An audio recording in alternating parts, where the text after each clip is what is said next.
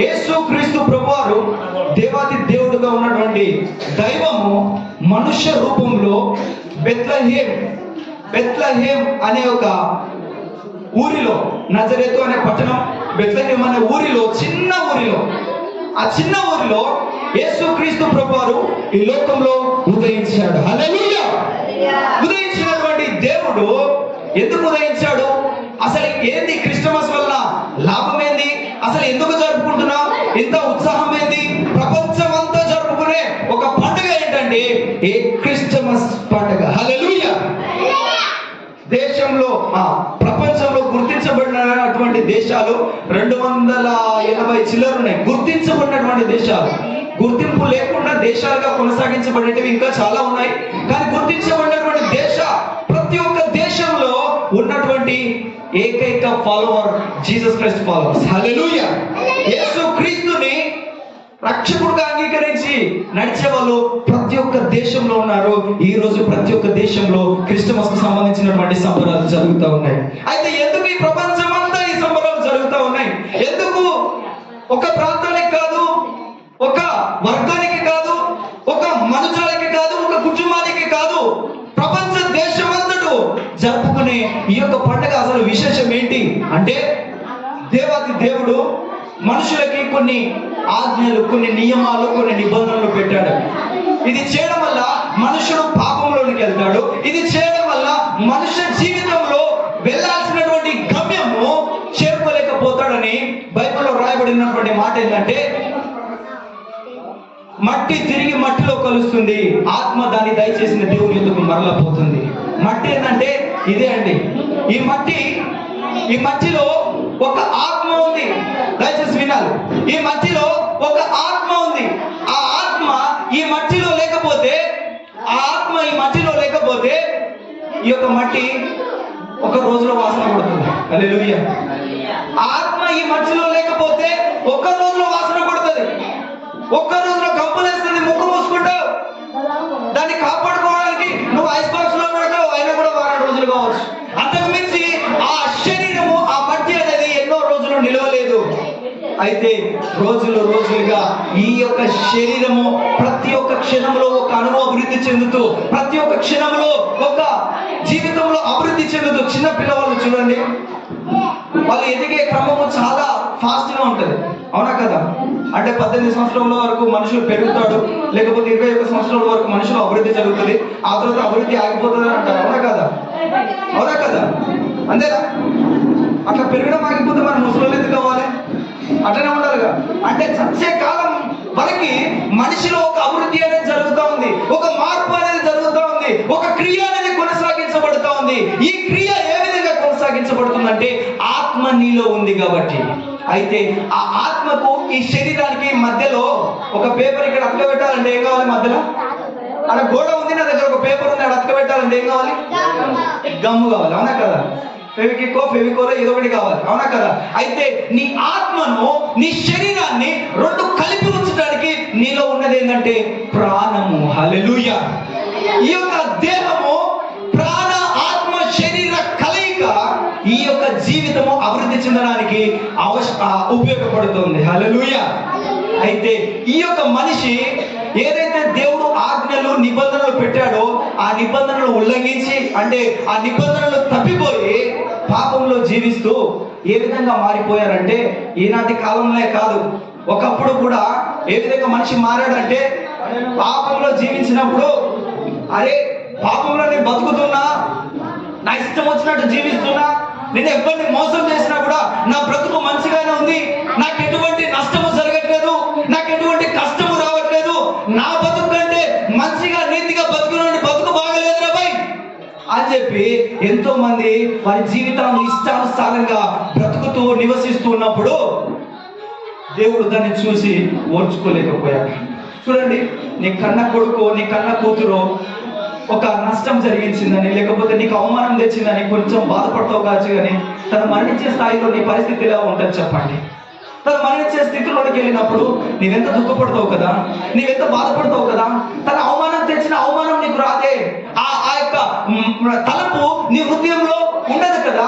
ఎందుకంటే నా కన్న పేగు నా కన్న బంధము నేను ఏ విధంగా విడిచిపెడతాను అనే ఒక ఆలోచన మనిషికి ఉంటుందంట. అయితే దేవాతి దేవుడు తనట మనిషిగా మట్టిని రూపించి ఆయన వాయువు ఊదాడట. హల్లెలూయా, హల్లెలూయా.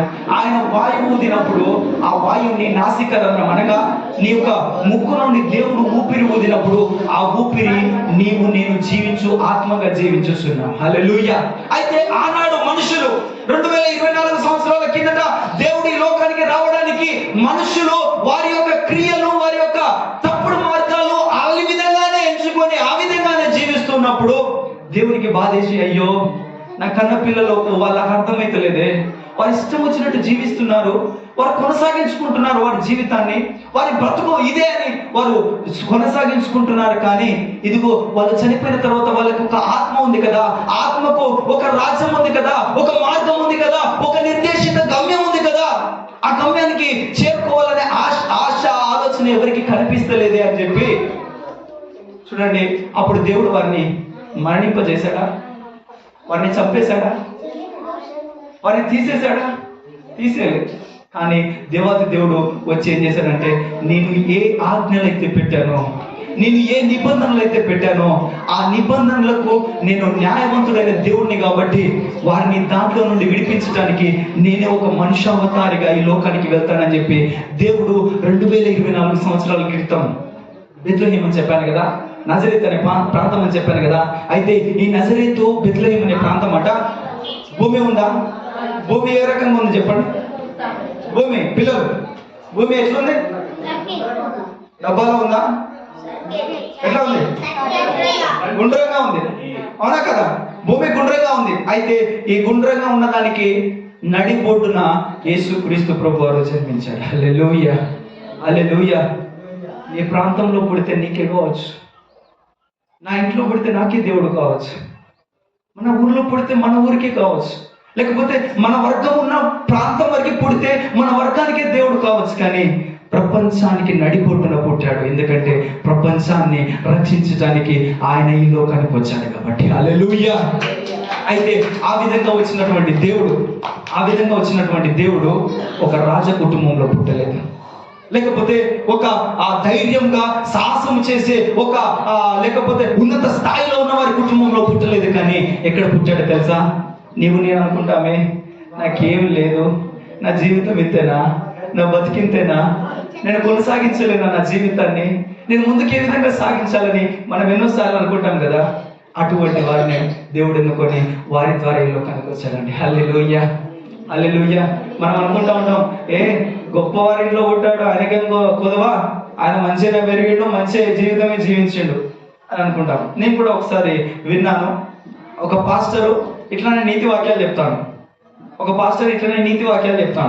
నీతి వాక్యాలు చెప్తా అంటే ఆ నేను కూడా కింద ఉన్నప్పుడు కింద ఉంటే నా పక్కన ఆయన ఏమన్నాడంటే, నువ్వేంది ఇంట్లో కూర్చుంటావు, బయటకు వచ్చి వాక్యం చెప్తావు, నీకు బయట ఉన్న సమాజం గురించి ఏం తెలుసు అని అన్నాడు. నేను పక్కనే ఉన్నాను. హల్లెలూయా. అంటే ఆయన ఆ సమాజంలో రాకపోతేనే ఇంతమంది ఇక్కడికి చేరుతున్నారా? ఆయన సమాజంలోనికి రాకపోతేనే ఇంతమంది ఆయన మాటలు వినడానికి వస్తున్నారా? ఆయన ఆ సమాజానికి తెలియకపోతేనే అంతమంది ఆయన్ని ఇష్టపడి వస్తున్నారు ఆయన మాటలు వినడానికి అని నాకు అనిపించింది కదా. మన ఆలోచనలు ఈ విధంగానే ఉంటుంది.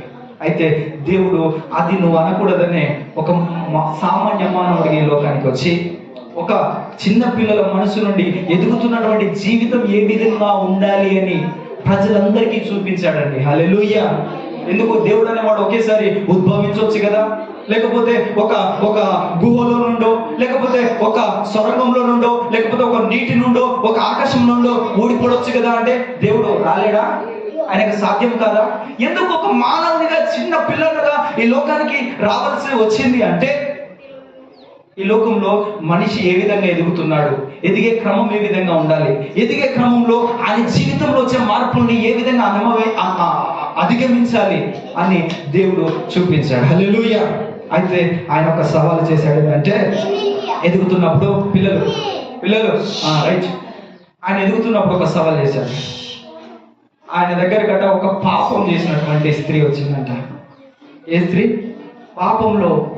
పాపం చేస్తూ వ్యభిచార క్రియలు చేస్తూ కనిపించినటువంటి ఒక స్త్రీ ఆమెను చంపేస్తా ఉంటే ఆమె పరిగెత్తుకొని యేసు ప్రభు కనిపించేసరికి ఆయన దగ్గరికి వచ్చి ఆయన పాదాల మీద పడ్డదట. హల్లెలూయా.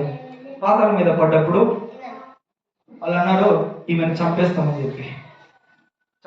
చెప్పేసి అన్నారు.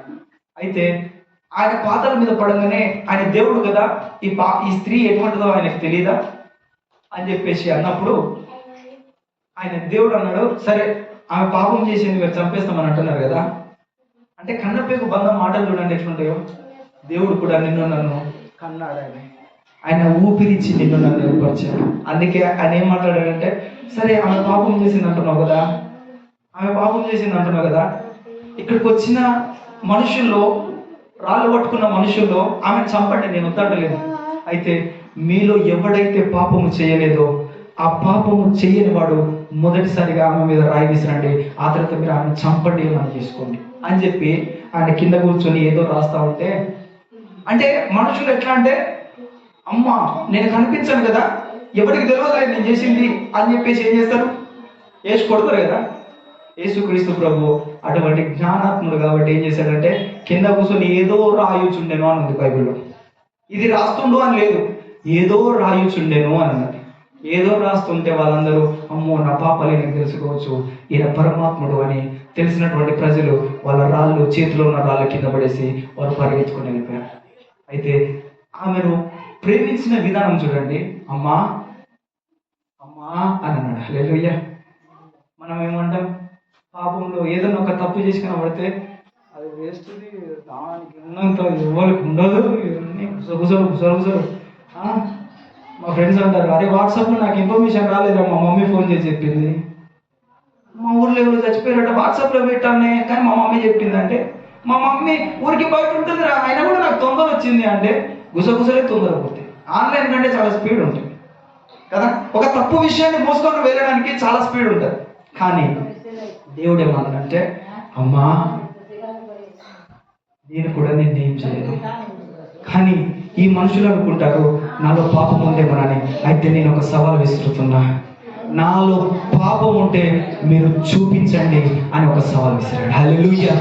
ఎన్ని సంవత్సరాలకు తెలుసా ఆ సవాల్ విసిరింది? 32 సంవత్సరాల ఆ కాల వ్యవధిలో ఆయన ఆ సవాల్ విసిరాడు. చూడండి, ఈ రోజులో గమనించండి, వినండి, ఈ రోజులో 20 సంవత్సరాలు దాటిందంటేనే జీవిత పరిణామ క్రమాలు చాలా వ్యతిరేకంగా మారుతున్నాయి, అవునా కదా. మనుషులుగా మనిషేచ్ఛను భరించలేక ఎన్నో విధాలుగా తప్పుడు మార్గాలు వెళ్తూ ఉంటారు. అంటే మనుష్య ఆలోచనలు మనిషిని అధికంగా ఉన్నప్పుడు ఆ విధంగా జరుగుతూ ఉంటుంది. కానీ దేవుడు ఏం చేశాడంటే, ఆ విధంగా ఆ పిల్లలు చోటే సునో 5 మినిట్ ఠీకే సునో, నాకు వస్తుంది, హిందీ వస్తుంది, లంబాడి వస్తుంది, తెలుగు వస్తుంది, ఇంగ్లీష్ వస్తుంది, ఏ లాంగ్వేజ్ నేర్పమంటే ఆ లాంగ్వేజ్ చెప్తా, కానీ కాసేపు ఉండండి. హల్లెలూయా, హల్లెలూయా. అయితే అక్కడ ప్రేమించినటువంటి విధానంలో చూడండి కాసేపు, ఓకే ప్లీజ్. అయితే ఆడ ఆ తల్లిని ప్రేమించినటువంటి విధానంలో ఆ తల్లి చూడండి, అంతమంది రాళ్ళు పట్టుకొని వచ్చినప్పుడు ఈయనే అమ్మా నేను కూడా నిన్నేమనను అన్నప్పుడు ఆమె జీవితం ఏదైనా మారుతుందా మారదా? కానీ చూడగానే నువ్వు ఇట్లాంటిది అనుకోలేదు నేను, నువ్వు ఇట్లా చేస్తావు అనుకోలేదు నేను అని అన్నావు అనుకో, అందరికీ తెలిసిపోయింది నా జీవితం ఏముంది, నన్ను ప్రేమించే వాళ్ళే లేదు, నేను ఇట్లనే సాగుతాను, ఇట్లనే కొనసాగిస్తా అని అనుకుంటారు కదా. కానీ ఒక మనిషి మారాలంటే ఎటువంటి ఆలోచన ఉండాలి, ఒక మనిషి జీవితం మారాలంటే ఎటువంటి మాటల ద్వారా మనిషి జీవితాన్ని మార్చొచ్చు అనే విషయాలు దేవుడు ప్రజల మధ్య తాను 33.5 సంవత్సరాలు ఎదిగి చూపించాడు. ఎవ్వడ కాలంలో తాను విసిరినటువంటి సవాలు ఏంటంటే, నాలో పాపం ఉంటే మీరు చూపించండి అని అన్నాడు. హల్లెలూయా. ఈ లోకంలో ఎవ్వరన్నా ఒక్కరైనా చెప్తారా నాలో పాపం లేదు అని? ఎవ్వరు చెప్పలేరు. అందుకే యేసుక్రీస్తు ప్రభు ఈ బైబిల్ గ్రంథం ద్వారా ఒక మాట అన్నాడు, నీతిమంతుడు లేడు, ఒక్కడును లేడు, గ్రహించువాడు లేడు, దేవుణ్ణి వెతుకువారు లేరు అని. హల్లెలూయా. దేవుణ్ణి వెతికినప్పుడు దేవుడు కొన్ని గుణాతిశయములు కలిగిన వాడు నా వాడు అని చెప్పాడు. అయితే ఆ గుణాతిశయములు నీలో పెట్టడానికి యేసుక్రీస్తు ప్రభు ఈ లోకానికి ఒక మానవునిగా వచ్చాడు. హల్లెలూయా. ఈ లోకానికి ఏ విధంగా వచ్చాడు? మానవునిగా వచ్చాడు. అయితే ఈ మానవుడిగా వచ్చిన దేవుడు కేవలం జన్మించడానికే వచ్చాడా? అయితే నీలో నాలో చిన్నమ్మా దేవుడు ఈ లోకానికి మానవునిగా జన్మించడానికి మాత్రమే రాలేదు. మనిషికి ఆత్మకి మధ్యలో ఏముండదని చెప్పా, ఏ గప్పు ఉన్నదని చెప్పా, అతకడానికి ఏముందని చెప్పా, ప్రాణం. మనిషి శరీరానికి ఆత్మకు మధ్యలో ప్రాణం అనే ఒక అడ్డం ఉన్నది. ఈ అడ్డం ఎప్పుడైతే బయటికి వెళ్తుందో మనిషిలో నుంచి జీవం ఆత్మ అనేది బయటికి వెళ్ళిపోతుంది. బయటికి వెళ్ళిపోయి ఎక్కడికి వెళ్ళాలో అక్కడికి వెళ్తుంది. హల్లెలూయా. అయితే ఈ యొక్క మనిషికి ఆత్మకు శరీరానికి మధ్యలో ఉన్నటువంటి ఆ ప్రాణము రక్తముతో ముడిపడి ఉంది. అయితే మనిషి పాపం చేసినప్పుడు ఏం చేస్తారు తెలుసా? ఏం చేస్తారు? మీరు ఎక్కడ కోళ్ళని ఆటలను కోస్తారా? ఎందుకు కోస్తారు తెలుసా? అసలు తినడానికి కోస్తారు కదా. సరే ఏడాది కోస్తారంటే పక్కన పెట్టండి. బలి అర్పిస్తారా? బలి అక్కడికి ఎక్కడికో వెళ్ళి కోస్తారుగా, అంటే మీకు సంబంధించిన ప్రదేశానికి. సరే కోస్తారు. ఎందుకు కోస్తారు తెలుసా?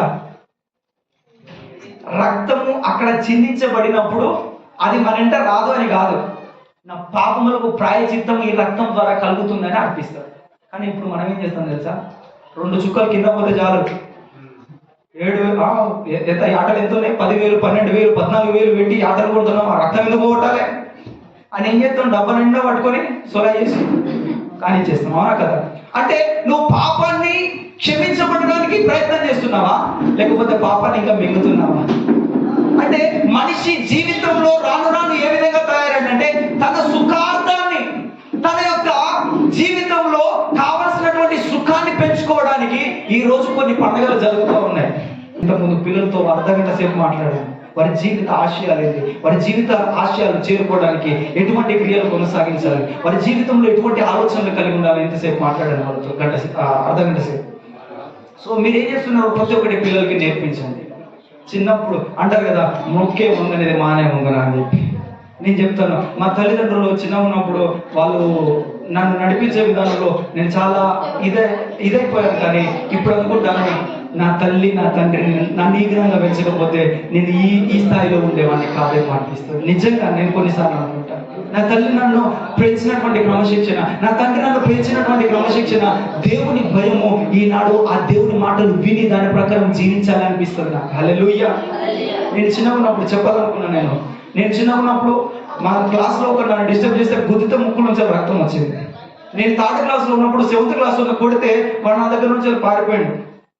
అప్పుడు 3వ తరగతిలో ఉన్నప్పుడు నేను ఈ బైబిల్ గ్రంథం చదివిన తర్వాత ఈ బైబిల్ గ్రంథంలో ఒక మాట చదివాను. నేను బైబిల్ గ్రంథం చదివానంటే దాన్ని పక్క పాటించడానికి ప్రయత్నం చేస్తాను. దానిలో ఒక మాట చదివాను ఏంటంటే, నిన్ను కుడి చెంప మీద కొట్టిన వాడిని ఎడమ చెంప చూపించాను.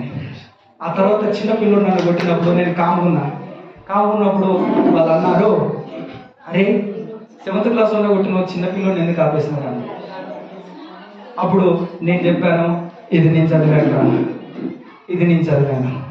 ఇది నా బతుకును ఆపేసింది, ఆడ గొడవ కాకుండా ఇది నన్ను ఆపేసింది అని చెప్పాను. హల్లెలూయా. అంటే నీ జీవితంలో నువ్వు ఏది నేర్చుకుంటున్నావో అది నీ జీవితంలో అవలంబించకపోతే నువ్వు నేర్చుకునే ప్రయోజనం ఉందా? అయితే ఎప్పుడైతే ఈ బైబిల్ గ్రంథం చదవడం మొదలు పెట్టానో, ఎదుటివారిని ఏ విధంగా ప్రేమించాలి, ఎదుటివారి ఎడల మనం ఏ విధంగా నడుచుకోవాలి అనే విషయాలు నేను చాలా నేర్చుకున్నాను. హల్లెలూయా. మన జీవితాన్ని మార్చే ఈ యొక్క పుస్తకాన్ని నేను చదివి ఈ రోజు మీకు ఆ మాట చెప్పగలుగుతాను. హల్లెలూయా. నేను చెప్పిన దాంట్లో జీవితం చెడిపోయే మాటలు ఎక్కడ ఉన్నాయా? హల్లెలూయా. నేను చెప్పిన దాంట్లో జీవితం చెడిపోయే మాటలు ఉన్నాయా? ఈ మాటలు వినడం వల్ల జీవితం ఏమైతే చెప్పండి, ఎన్నో గొడవలు కాకుండా అవుతాం. అవునా కదా? ఆ మాటలు నేను ఈరోజు చెప్పగలుగుతున్నానంటే ఇది నాకు నేర్పించింది. హల్లెలూయా. ఇది చదవాలని నాకు ఎవరు నేర్పించారు? నా తల్లి నా తండ్రి నాకు నేర్పించారు. తల్లిదండ్రుల దీవెన పిల్లలకు వారి భవిష్యత్తులో ఆశీర్వాదకరం. దేవుడు మిమ్మల్ని దీవించును గాక. అయితే చెప్పాలనుకున్న దాంట్లో చివరి మాటలు, దేవుడు ఈ లోకానికి మనిషిగా జీవించడానికి మాత్రమే రాలేదు. ఆయన జీవానికి ఆత్మకి శరీరానికి ఉన్నటువంటి సంబంధంలో ఉన్నటువంటి రక్త పాపమును తొలగించడానికి నీవు కార్చే ఆ రక్తము పనికి రాదని, నీవు కార్చే ఆ రక్తంలో పాపము శాపము పోదని, అవి కూడా పాపము ద్వారానే జీవిస్తున్నాయని, వాటిలో మచ్చ డాగు ఉందని దేవాది దేవుడే ఒక నరవతారిగా వచ్చి కల్మషము లేని వాడిగా. చెప్పారు కదా, ఎన్ని సంవత్సరాలకు అన్నాడు? 32, 33 సంవత్సరాలకు అన్నాడు. నాలో పాపం ఉంటే చూపించండి అన్నాడు. ఆయన అటువంటి దేవుడు. చెప్పా కదా, 24, 25 సంవత్సరాలుగా మనం ఇట్లా ఉంటున్నాం, కానీ ఆయన 33.5 సంవత్సరాల వరకు పాపపు చూపు లేని వాడిగా, పాపపు తలంపులు లేని వాడిగా. తలంపులు అంటే మనుషులకు వస్తాయి. మనిషి తలంపే పాపపు తలంపు, అవునా కదా? ఒకదాన్ని చూడగానే మనిషికి పాపం అనేది కలుగుతూ ఉంటుంది, కానీ దాన్ని జయించినాడు. హల్లెలూయా, దాన్ని జయించినాడు. ఆ విధంగా జయించి జీవించి దేవునిగా ఈ లోకంలో మనిషిగా జీవించాడు. హల్లెలూయా, హల్లెలూయా. సో దేవుడు ఆ రక్తంలో ఉన్న మరణాన్ని కొట్టివేయడానికి ఆయన రక్తము చెల్లించి సమాధి చేయబడి 3వ నాడు తిరిగి లేచాడు. ఆ రక్షణ సువార్తను ఈ రోజు మేము మీకు ప్రకటించుచున్నాం. హల్లెలూయా, హల్లెలూయా. దేవుడు ఏ నాడు విడిచిపెట్టాడు. ఆయన జీవం కలిగి ఉన్నవాడు. మేము ఒక చెప్పాలనుకుంటున్నాను ఏంటంటే, ఆయన సమాధి ఈ రోజు ఏ విధంగా ఉంది మీ అందరికీ తెలుసు. ఆయన సమాధి ఏ విధంగా ఉంది? ఈ రోజు ఖాళీ చేయబడుతుంది కాదు తల్లి. హల్లెలూయా. ఆయన సమాధి ఈ రోజు ఏ విధంగా ఉందంటే ఒక దర్శనీయ ప్రదేశంగా ఉంది. ఈ రోజు సమాధుల మీద పోయి మనం పూలు చల్లుతాం, కోతులు అంటిస్తాం, కానీ ఆ ఒక్క సమాధి మాత్రం ఏ విధంగా ఉందంటే ఈ రోజు ఖాళీగా ఉంది. అందులోకి వెళ్ళి చూడడానికి ఓపెన్ గా ఉన్నటువంటి ఏకైక సమాధి నజరేయుడైన యేసుక్రీస్తు సమాధి. హల్లెలూయా. ఎందుకంటే ఆయన మరణించడానికి మాత్రమే రాలేదు, ఆయన మరణించి తిరిగి లేచి నా పాపముల నుండి విముక్తి చేయడానికి ఆయన వచ్చాడు.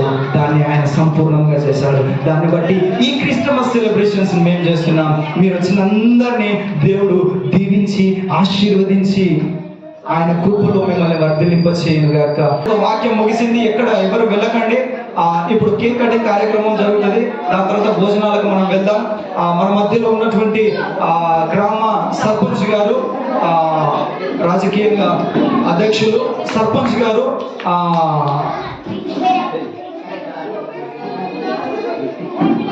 పిండి భిక్షపతి గారు స్టేజ్ మీదకి వచ్చుచుండగా మీరు అందరూ చప్పట్లు కొట్టి మీ కరతాల ధ్వనులతోటి ఆ స్టేజ్ మీదకి ఆహ్వానించారు.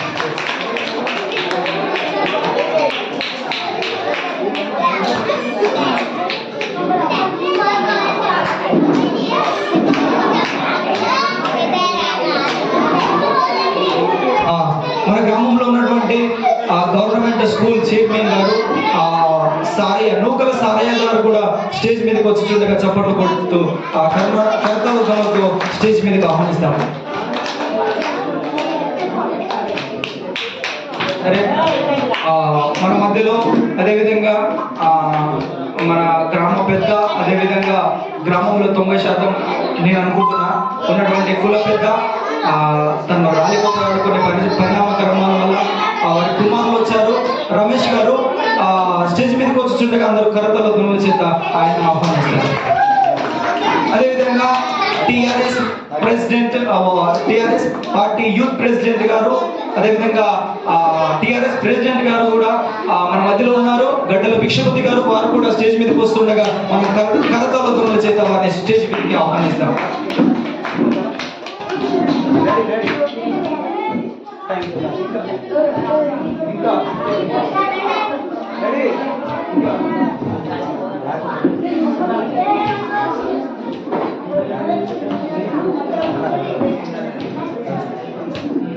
అదేవిధంగా క్షమించాలి, మా మధ్యలో అత్తమ్మ గారు మీరు మర్చిపోయారు, వార్డ్ మెంబర్ గారు, వారు కూడా స్టేజ్ మీదకి రావడానికి కొంచెం మొమ్మట పడుతున్నారు. పర్లేదు, అక్కడ ఉన్నారు కాబట్టి వారు కూడా ఒకసారి చప్పట్లు కొట్టారు. వారు కూడా అధికారంలో ఉన్నారు కాబట్టి అధికారులను గౌరవించండి, అధికారుల గురించి ప్రార్థన చేయండి, అధికారుల జ్ఞానము నిమిత్తం ప్రార్థన చేయండి అని బైబిల్ చెప్తా ఉంది. దాని విషయంలో కూడా ప్రతిదినము డాడీ ప్రార్థన చేస్తారు. నేను కూడా